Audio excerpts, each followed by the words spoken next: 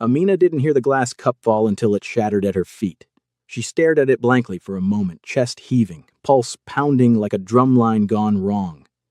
Everything had been going wrong today. Everything. And somehow, even gravity had joined the conspiracy. She bent down to pick up the pieces, but her eyes blurred with frustrated tears. One tiny shard pricked her thumb and she hissed sharply. Lord, not again. She sucked the blood away and marched to the couch, grabbing her phone with a trembling hand. She wasn't crying. She refused to call this crying, but she was absolutely done. Done with her landlord, done with her job, done with her so-called ex-boyfriend who still acted like he owned her life. She opened her messages and typed furiously. I'm telling you, if that man shows up one more time, I'll kill him. I swear I'll kill him with my bare hands. She hit send. Her thumb hovered over the keyboard as she added another message. And this stupid landlord? I can't do another week of this nonsense. If he knocks one more time, I'm done. Send. Her chest loosened as she exhaled aggressively. The messages weren't meant to be taken literally, of course, not like she'd ever kill anyone. She was venting to her friend, pure and simple. Her phone buzzed almost instantly. Who is the man you want to kill? Amina frowned. That didn't sound like her best friend Melissa. No laughing emoji, no. Girl, calm down. Just cold. She checked the number. That wasn't Melissa. Her breath caught. Oh no, did I just... She slapped her forehead. Amina, you need to slow down. Before she could decide whether to explain herself or block the number, another message appeared. Tell me his name. Amina blinked. What kind of weird reply is this? She muttered. Then she typed, Sorry, wrong number. Ignore everything. She dropped her phone beside her and collapsed back into the couch cushions. Her head was pounding. Rent was overdue. Her boss had snapped at her in front of customers. Her ex Daniel had called 7 times to talk, which she knew really meant to manipulate her again. This day needed to end. And then the phone buzzed again. Ignore. You think you can say something like that and walk away? A chill slid across her skin like an icy fingertip. She typed quickly. Listen, whoever you are, it was a mistake, a joke. I'm not killing anybody. Please don't take anything seriously. Her phone vibrated immediately. Do you make jokes about murder often? Amina's irritation rose. Why is this person acting like police? She muttered, rubbing her forehead. She typed again. Why are you asking so many strange questions? I said it was the wrong number. The reply was instant. So, you're not in danger? Amina froze. What was this, a concerned citizen hotline? She typed back, No, I'm just exhausted and annoyed. That's all. A pause this time. A full 30 seconds of silence, then, Where are you? Amina dropped the phone as though it had burned her palm. She stared at it in disbelief.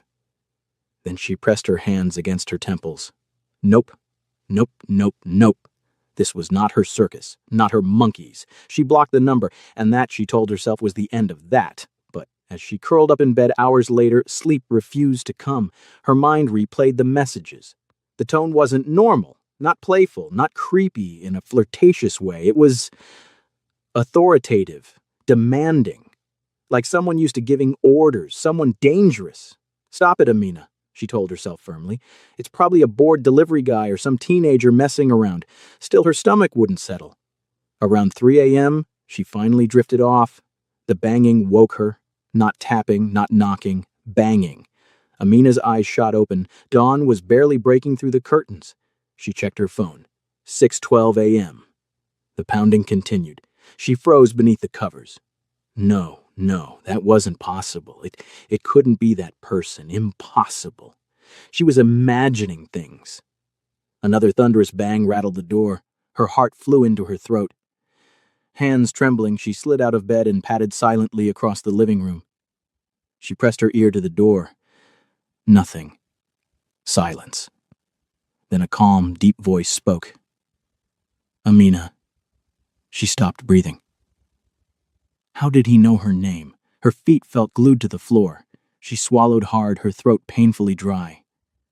Every instinct screamed not to open the door, but the voice came again, low, patient, chillingly sure of itself.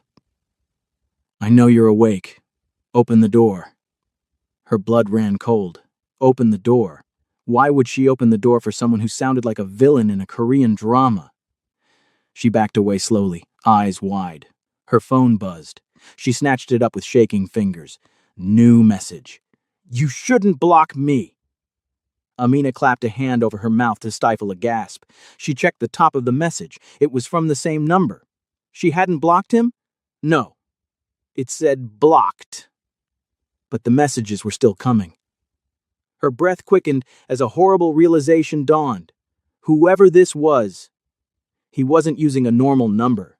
The message continued. "Open the door, Amina. I won't ask again." Her vision blurred. She wanted to scream for help, but her voice was lodged somewhere deep in her chest. The pounding resumed, 3 slow, deliberate hits that made the wooden door quiver. She let out a shaky breath and whispered, "God, please." She forced herself forward, legs trembling. She peeked through the peephole. Her knees nearly buckled. A tall Korean man in a black suit stood outside, hair slicked back.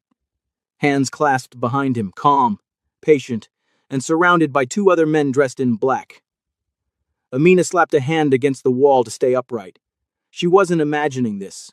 This was real, and she was in trouble. She forced herself to breathe. Then slowly, very slowly, she unlocked the door. When she opened it, the man's eyes lifted to meet hers, dark and sharp, evaluating her from head to toe. "You're braver than I expected," he said quietly. Amina couldn't speak. He stepped forward slightly, his presence filling the doorway like a shadow too big to escape. "My name is Kwon Jaemin," he said, "and you and I need to talk." Amina's fingers tightened around the edge of the door as if the thin wood could protect her from the man standing on the other side. He didn't look angry. He didn't look impatient. He simply looked certain. Certain of himself, certain of her, certain of everything happening at this moment. I don't understand," she whispered, swallowing hard. "How do you know my name? How do you know where I live?" Kwon Jaemin didn't answer immediately. His eyes traveled over her face with an unreadable expression, then flicked briefly to her trembling hands. "You sent me a message," he said. "Several, actually." She felt heat rush to her face, embarrassment coating her skin like a second layer. "It was a mistake. I told you it was a mistake. I didn't mean anything I said." His head tilted slightly. "You didn't mean it, or you regret that I saw it?" "Both," she blurted out. A soft sound escaped him, almost a laugh, but not quite. More like amusement wrapped in danger. One of the men behind him shifted, and Amina's breath hitched. "Please," she whispered, "if I offended you, I'm sorry. I didn't know who you were. I still don't know who you are." "Kwon," he repeated. "Jaemin. Not someone you should have texted, but also not someone who appreciates being blocked." Her lips parted. "That wasn't on purpose. You panicked," he finished for her. "Most people panic when they accidentally contact me." That did nothing to calm her nerves. Her grip on the door tightened. "I should go get my wallet," she said shakily. "If this is about money, I can—" He lifted a hand, stopping her mid-sentence. "If I wanted your money," he said softly, "I wouldn't come to your door at dawn." Her heart hammered painfully. "Then what do you want?" she whispered. He stepped closer, too close. Close enough that she could see the faint scar under his jaw, the cool calculation in his eyes, the way he assessed her reactions with unnerving precision. "I want the truth," he said. "Who is the man you claimed you would kill?" Amina choked on air. No, that wasn't real. I wasn't serious." "You sounded serious." His voice sharpened, but only slightly. "You listed 2 men, actually. The one who shows up uninvited, and your landlord." She pressed a hand to her forehead. "It's just stress. I was venting." "People vent?" "People vent," he agreed. "But not like that." He leaned in. "Not with such fire." Fire was not what she felt. She felt terror, confusion, and regret. So much regret. Kwan, Mr. Kwan, look, I don't know what you do or who you are, but I am not seeking trouble. I'm not asking for help, revenge, or anything. I just want to forget this happened. Please! His gaze didn't soften. If anything, it sharpened. I don't forget, he said simply, and you shouldn't either. What does that mean? She whispered. It means I'm coming inside. Before she could protest, he pushed the door open the rest of the way and stepped into her apartment. His men stayed outside, flanking the door like silent statues. Amina stumbled back, too stunned to speak. You can't just come in, she cried. I just did, he replied calmly, glancing around her small living room. You live alone. It wasn't a question, but she answered anyway. Yes. No family here, no roommate, no one to witness anything that happens to you. Her chest tightened so hard she nearly doubled over. Why would you say that? To see how you respond. Her legs wobbled. She grabbed the back of a chair for support. You seem easily frightened, he observed. Of course I'm frightened. A strange man showed up at my door with 2 bodyguards at 6 in the morning. Fair. He looked at her again. Are you frightened of me? Yes, she snapped, breath trembling. Anyone would be. A flicker, just a flicker, of something like curiosity flashed in his eyes. Good, he murmured. Fear keeps people honest. She swallowed hard. Her pulse pounded in her ears. Everything about him radiated danger, the controlled movements, the quiet confidence, the way he seemed to dominate the room without raising his voice. He walked further in, examining the room like a man appraising a painting. Amina backed away from him until she reached the opposite wall. Why are you here? She whispered again. You messaged me, he said simply. You spoke freely. You spoke boldly. No one does that. It was an accident. And yet, he said, turning to her, your words were honest, raw. You spoke like someone who has reached her limit. Her chest tightened. So what? That doesn't give you the right to follow me or break into my home. Break in? You opened the door. I opened it because you scared me. And yet you still opened it. She blinked. You think that makes me brave? Or stupid? His lips twitched faintly. Both. She pressed a hand over her face. I can't deal with this. Please, just leave. I have work soon. I don't want trouble. You already have trouble, he replied softly. You live in a place that's unsafe. Your landlord harasses you. Your ex won't leave you alone. Your job underpays you. And last night, his gaze lowered. You fell apart. Her breath stopped. Were you watching me? No, he said, but I recognized the sound of exhaustion. She stared at him, unsure whether to scream or faint. Why do you care? She asked shakily. Kwan stepped closer again, until there was barely a meter between them. Because people don't speak to me the way you did, he said, and I want to know why. It was a mistake, she whispered again. His voice dropped even lower. Then make another mistake. She flinched. What? Tell me about him, the man you feel such anger toward. Amina shook her head violently. No, I'm not telling you anything. Then I'll find out myself. Her eyes widened. No, wait. You can't just go around investigating people in my life.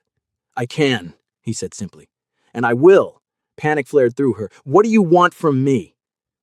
He considered her for a long moment. Breakfast. Amina blinked. What? He sat down on her couch as though he had been invited. I've been awake all night. If you want me to leave peacefully, make me breakfast. She stared at him, mouth hanging open. You can't be serious. I am. She looked at him. He looked back, unblinking. This is ridiculous, she muttered. And yet, here we are, he replied. Her shoulders sagged in defeat. She shuffled to the kitchen, muttering prayers under her breath. As she cracked eggs into a pan, her phone buzzed with a new notification from her YouTube channel app. Amina exhaled shakily, glancing at the camera icon on her phone screen. If I survive this, she whispered to herself, I'm telling this story on my channel. They better subscribe. She glanced over her shoulder at Quan, who sat calmly, watching her with unreadable eyes. Amina tried to steady her breathing as she stirred the eggs. Her hands trembled so badly the spatula clattered against the pan. She prayed the loud clang didn't reveal how terrified she was. She wanted to run. She wanted to scream. She wanted to throw the pan out the window and pretend none of this was real. But Quan sat in her living room like he owned the building, elbows on his knees, watching her every move. She could feel his gaze drilling into her back. "I don't cook for strangers," she said softly, forcing the words out. "This is the first and last time." "Good," he replied. "I don't enjoy being cooked for by strangers." She paused. "So what does that make me?" "We're becoming acquaintances." Frying oil hissed loudly, masking the small, distressed sound that escaped her throat. "Acquaintances don't show up at each other's houses at dawn with bodyguards." "Then think of me as something else." She hesitated. "Something like what?" "Something you shouldn't provoke." Her hand froze on the stove. The air thickened, heavy and suffocating. She forced herself to breathe again and resumed cooking. In 5 minutes, she placed a simple plate of eggs and toast on the small table in front of him. Quan picked up the fork with deliberate calm, took a bite, and then nodded once. "This is good." "Glad you approve," she muttered, rolling her eyes before she realized who she was rolling them at. Her heart stuttered. She snapped her gaze away, waiting for the men outside to storm in and drag her to the afterlife. But instead of reacting with irritation or anger, Quan's lips curved, just barely. "You have spirit," he said. She threw her hands up in disbelief. "I'm not trying to have spirit. I'm trying to stay alive." "That too." He continued eating while she hovered near the wall like a trapped bird. When he finished, he set the fork down neatly and leaned back on the couch. "Sit!" The command hit her like a slap. I prefer to stand. I prefer that you sit." Her stomach sank. She approached cautiously and sat at the very edge of the chair farthest from him. He watched her with quiet amusement. "Amina." She stiffened. "What?" "You're safe." She huffed. "Says the man who broke into my morning like an action movie villain." "I'm not a villain." "You're not a hero either." He chuckled, an actual chuckle, and the sound vibrated through her like a warning bell and a warm breeze at the same time. He folded his hands. "Tell me about your ex." She jerked back. "No." "Tell me about your landlord." "No." "You told me you were done with both of them." "That was me venting, normal human venting." "Normal people vent to friends," he said. "Not to me." She rubbed her face with both hands. "I didn't know who you were." He leaned forward. "You know now." Silence descended. Thick, heavy, charged. Amina swallowed the knot building in her throat. "Look, I know you have power. I can feel it. I don't want trouble with you or anyone around you. If I offended you, You didn't offend me." His voice cut clean through her rambling. "You interested me." She blinked. "Interested how?" He studied her, eyes slow and symbolic as they moved. "You speak without fear," he said, "but your eyes show fear. It's contradictory." "That's because I don't know whether you're here to protect me, kill me, or adopt me." A quiet, startled laugh broke from him. For the first time, he seemed genuinely thrown off.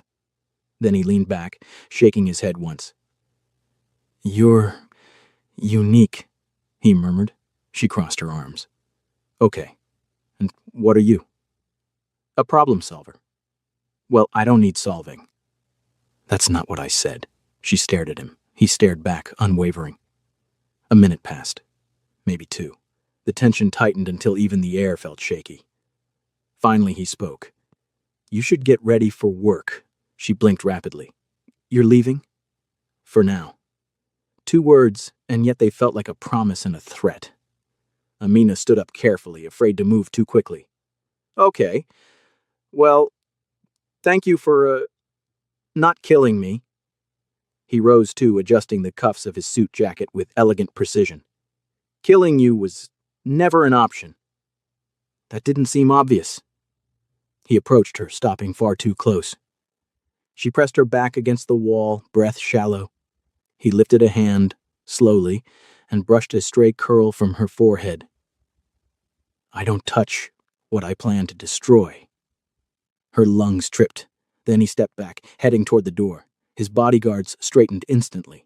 Before he left, he turned his head slightly. Amina. Yes, she whispered. He spoke without looking at her. This isn't finished. The door closed, and the apartment suddenly felt too quiet, too empty, too normal, like reality wasn't sure which version of itself it belonged to. Amina slid down the wall, burying her face in her hands. What the hell just happened? She stayed there for a full minute, forcing air back into her lungs. Then she scrambled to her feet, sprinting to the window. She peeked out just in time to see Quan stepping into a sleek black car that looked more expensive than her yearly salary. The door shut. The car pulled away.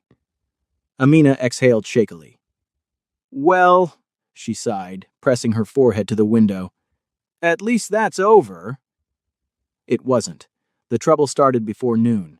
She walked into her workplace, an uptown cafe still rattled but trying to appear normal. Her manager, Minji, stormed toward her before she could clock in. Amina, my office, now. Oh, great, she thought. Perfect timing.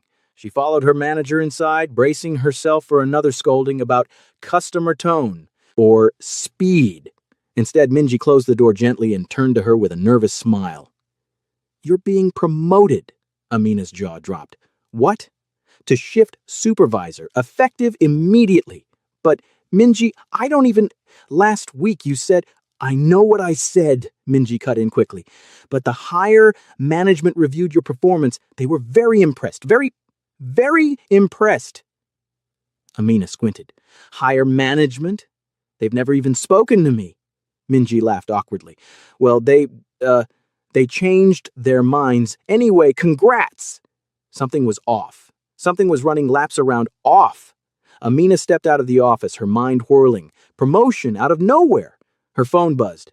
Unknown number. You're welcome. Her heart nearly stopped. This wasn't happening. She hurried to the back hallway and typed furiously. What did you do? He responded within seconds. I solved problems. You had several. Her throat closed. She typed again. Stop interfering in my life. Another immediate reply. No. A wave of dread rolled through her, then another message. Be ready at 7 p.m.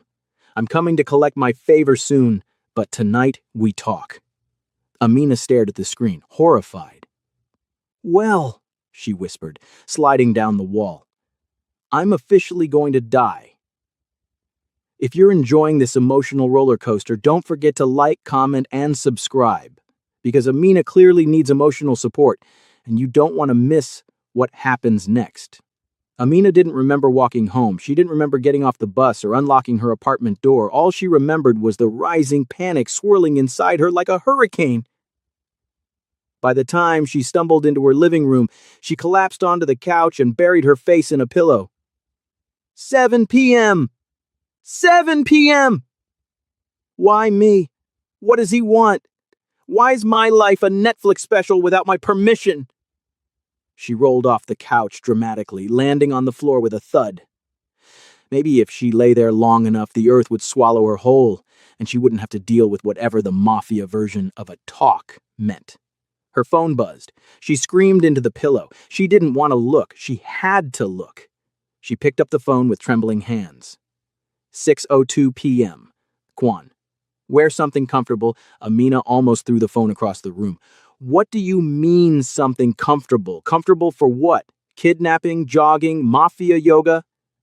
She typed aggressively. Comfortable for what? 3 dots appeared, then disappeared, then reappeared. She wanted to faint. Finally, just be ready. I'm almost there. She dropped the phone. Oh God, he's on his way. She scrambled to her feet and sprinted around her apartment, grabbing random outfits like a tornado with bad fashion sense. Nothing felt right. Nothing felt safe. Nothing felt like something one should wear when meeting a criminal who had taken interest in them. Finally, she settled on jeans, a loose black hoodie, and sneakers because if she needed to run, she needed traction. A knock echoed through the apartment, not loud this time, not forceful, just a single calm knock. She froze, completely. Then another soft knock. She dragged herself to the door, feeling like she was walking toward her own doom. She opened the door just enough to peek out. Quan stood there relaxed, hands in his pockets. No bodyguards this time, no intimidation, just him. "You look comfortable," he said. "I'm not," she shot back immediately. "I know." He stepped aside slightly. "Come." "Come where?" "You are full of questions." "Because you're full of mysteries." He raised an eyebrow. "Would you prefer surprises?" "No," she said loudly. "Then come," he repeated, turning to walk down the hallway. Against every instinct, Amina followed. Outside, a sleek black car waited at the curb. Not the same one as earlier. This one was even nicer. A driver stood by the door and opened it for her. "I can't afford even the door handle of this car," she muttered under her breath as she climbed inside. Quan took the seat beside her, his presence instantly filling the small space. As the car pulled away, she fidgeted endlessly. Finally, she spoke. "Where are we going?" "Somewhere safe." "That doesn't reassure me." He glanced at her. "You talk too much when you're nervous." "That's because you—" She stopped herself. "Forget it." He didn't press. Instead, he watched her quietly, studying her reactions like she was a piece of art he couldn't decipher. After several minutes, the car slowed and turned into an underground parking garage. Amina's heart raced faster. "Quan, if you're planning to kill me, can you at least warn me? I want to pray first." "I'm not killing you." "Promise?" "Yes." "You don't sound convincing." He opened the door and stepped out. "Come." The garage was immaculate, guarded, private. Quan led her to a private elevator. Amina hesitated before stepping inside. He glanced at her. "If I wanted to hurt you, you wouldn't be standing right now." "That's fair," she admitted reluctantly. The elevator rose for a long time, far longer than she expected. When the doors opened, Amina's breath left her body. They were in a rooftop garden, a beautiful one. Soft lights, cherry blossoms, a crystal-clear view of the Seoul skyline glowing like a sea of stars. It wasn't threatening. It wasn't cold. It was breathtaking. Amina turned slowly, stunned. "What is this place?" "My private rooftop," Quan said. "No one comes here except me." "And now me?" "Yes." "Why?" "Because you're interesting." She pressed a hand to her forehead. "You keep saying that, like it explains anything." He motioned for her to walk with him. She followed reluctantly, staring at the city lights like they might offer answers. For a while, neither spoke. The night breeze was cool and gentle, brushing against her skin. Finally, he stopped near a bench. "Amina," he said quietly, "your message wasn't just a mistake, it was a cry for help." "It wasn't. It was." His voice cut through her denial with calm certainty. "You don't trust easily. You hide your anger, you hide your exhaustion. But last night you stopped hiding." Her chest tightened painfully. "I don't need help," she whispered. "You do." "I don't want help from you." He turned to face her fully, eyes sharp. "Then tell me no." "I what?" "Tell me you don't want my help," he repeated. "Truthfully. Not out of fear, not out of confusion. Truthfully, Amina. Say the words." Her mouth opened. No sound came out. He waited. She exhaled, voice small. "I don't know." A slow breath escaped him. He stepped closer, but not too close, just enough that she could feel the weight of his attention. "Then let me help." She didn't respond. He continued, voice low. "Your landlord is harassing you. Your ex is manipulating you. Your boss mistreats you. You're alone in a foreign country. You are drowning, Amina. Let me pull you out." She shook her head. "You're dangerous." "Yes," he said simply, "but I am not dangerous to you." Her heartbeat stuttered painfully. She looked away, unable to hold his gaze. "What do you want in return?" He didn't answer at first. She forced herself to look at him and wished she hadn't. His expression was unreadable but intense, heavy enough to make her throat tighten. "Just one thing," he said. Her voice trembled. "What thing?" He stepped closer, slow, deliberate, predatory only in certainty, not intention. His eyes never left hers. "A promise," Amina's voice cracked. "A promise of what?"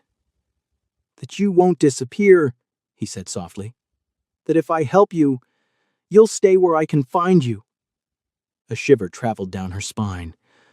Why would you want that?" His jaw tightened. His voice dropped to a whisper. "Because the moment you texted me, my life changed."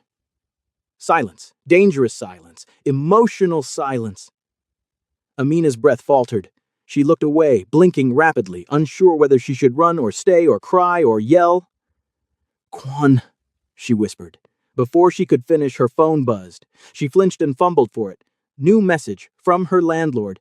Amina stared in disbelief. "I apologize for disturbing you. Your rent is reduced starting next month. Please let me know if you need anything. Thank you." Her heart stopped. Quan's gaze remained on her, watching her read the message. Her hands shook violently. "What did you do?" she whispered. "I kept my promise." He said simply. "I solve problems." Tears pricked her eyes. Fear, relief, shock, confusion, all of it tangled into a knot so tight she couldn't untangle it. "Quan, this is too much. I don't know how to handle this. I don't know what you want from me." He stepped closer again, and this time he gently lifted her chin so she would meet his gaze. "I told you," he said, voice barely above a whisper. "I want your promise. And in return, you get my protection." She exhaled shakily. "This feels like a trap." "It isn't." "Then why does it feel like I'm standing on the edge of something dangerous?" "Because you are." She swallowed hard. "And if I say no?" He lowered his hand slowly, expression unreadable. "Then I walk away, and your problems return the moment I do." Her throat tightened. "That's not fair." "Life isn't fair," he said softly. "But I am giving you a choice. One that no one else has ever given you." Her breath quivered. He extended his hand. "Amina, choose." She stared at his hand, at his eyes, at the city lights behind him, at the life that was falling apart, at the life he was offering. Fear and warmth and warning and comfort swirled together until her vision blurred. Amina slowly, very slowly, lifted her hand. "Quan," she whispered, voice trembling. "If I give you my promise, what happens next?" He didn't smile. He didn't blink. He simply said, "You'll find out soon. Very soon." Her fingers touched his, and the moment they did, everything inside her shifted. She didn't know it yet, but her life would never, ever be the same again. Amina didn't sleep that night. She lay in her bed staring at the ceiling, replaying Quan's words over and over again. A promise, protection, change. A life she never asked for, tied to a man she barely knew, yet felt dangerously drawn to. She didn't understand him. She didn't understand her own reaction to him. All she knew was that nothing in her life had prepared her for someone like Quan Jae-min. By sunrise, she still hadn't made a decision. But fate, as always, didn't wait for her. Her doorbell rang at 7:12 a.m. Amina scrambled out of bed, threw on a robe, and tiptoed to the door. When she opened it, Quan stood there. But this time, he wasn't alone. An elderly Korean woman, graceful and sharp-eyed, stood beside him. They both bowed slightly. "Amina," Quan said, "may we come in?" She hesitated, then stepped aside. The woman entered first, glancing around the apartment with a gentle but assessing gaze. Quan followed. Amina crossed her arms. "Okay, what's going on?" "This is my grandmother," Quan said. "Her name is Young Hai-sun." Amina blinked. His grandmother? The woman smiled warmly. "I've heard much about you, child." Amina's stomach sank. All bad, I assume. On the contrary. The grandmother stepped closer, eyes full of quiet wisdom.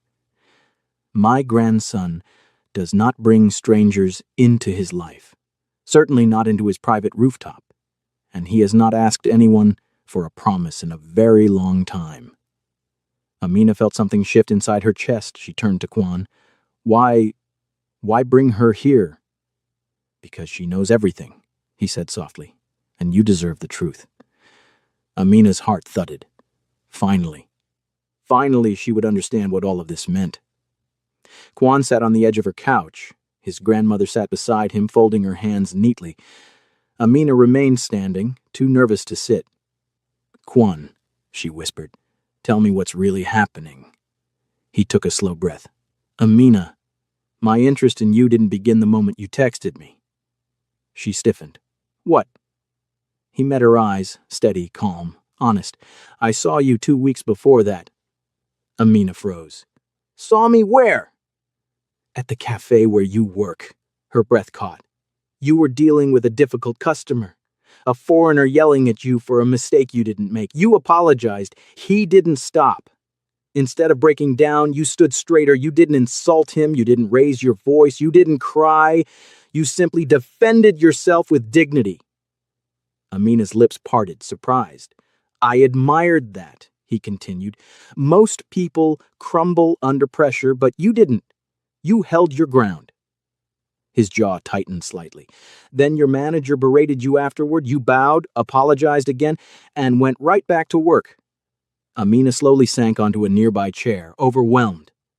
You watched me, she whispered. I did. I told myself it was a curiosity. His voice dropped. It wasn't. His grandmother nodded. He spoke of you repeatedly. Your courage, your composure, your strength. Amina pressed a hand to her chest. But that can't be the whole reason you want to protect me. It isn't. Kwan's expression hardened. You're being targeted. Amina's blood ran cold. Targeted? By who? Kwan's voice lowered. Your ex. She shot to her feet. Daniel. He's annoying, but he wouldn't. He would, Kwan interrupted. And he did. The room tilted slightly. Amina grabbed the arm of the chair. Kwan continued.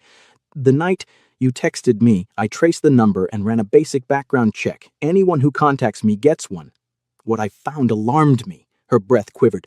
What did you find?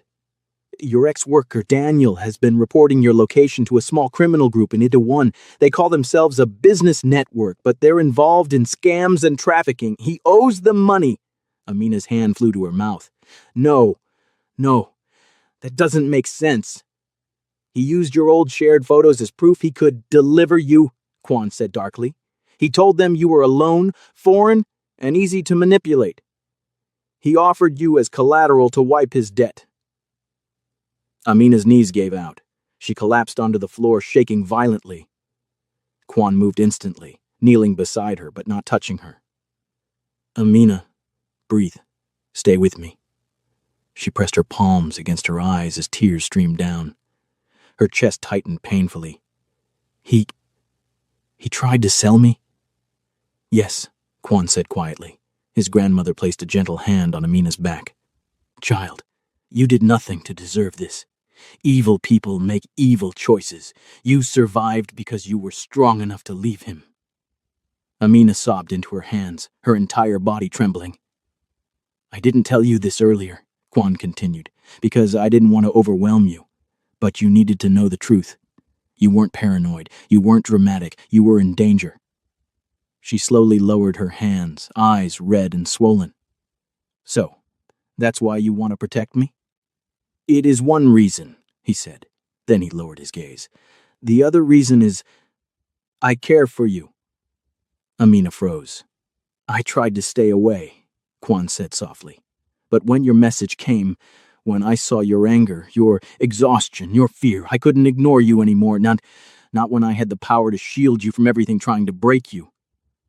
But you don't even know me, she whispered, tears slipping down again. He finally reached out and took her hand gently. I know enough. And I want to know more. If you'll let me. Amina stared at their joined hands, breath trembling. For the first time, she didn't feel fear touching him. She felt something else. Warmth, safety, certainty. His grandmother spoke softly. He is not an easy man, Amina, but he is a loyal one. When he chooses someone, he protects them with his life. Kwan squeezed her hand lightly. You don't have to accept anything.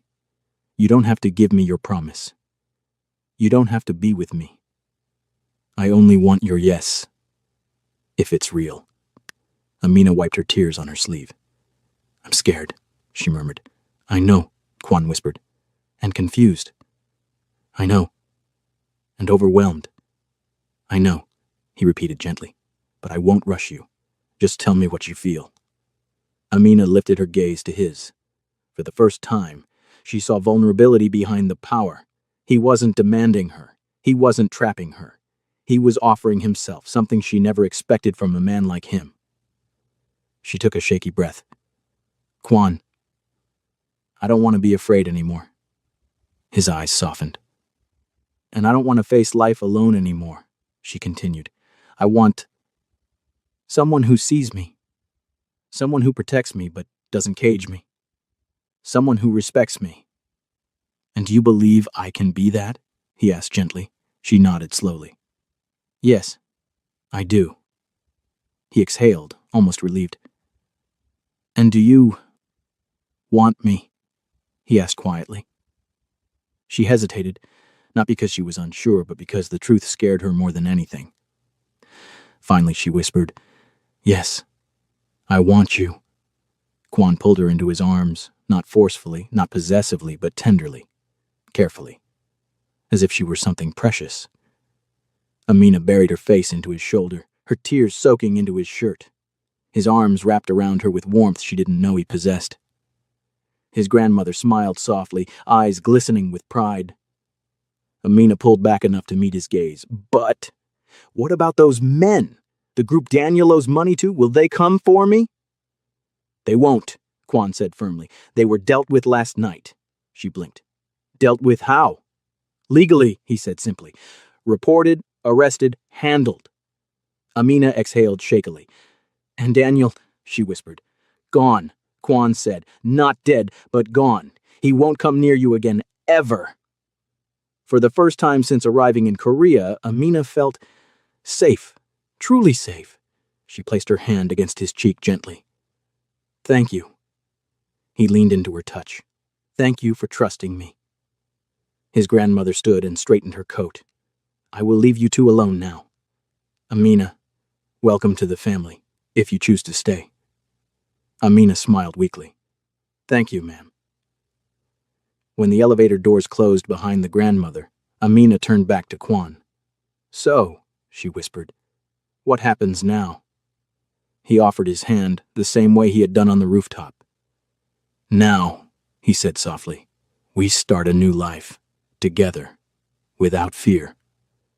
Amina took his hand without hesitation this time, and for the first time since arriving in Korea, she felt hope, bright, strong, unshakable. Kwan pulled her into another, pulled her. Embrace, resting his forehead against hers. You're safe, now, he whispered, and you will never face anything alone again. Amina closed her eyes, letting the warmth of his words sink into her bones. She believed him. Whew. We just survived that together. If you loved, or barely survived, this emotional roller coaster, don't forget to comment your favorite part and subscribe so you never miss the next wild ride. Oh, and tag a friend who needs this kind of chaos in their life. Trust me, they'll thank you later. See you in the next story.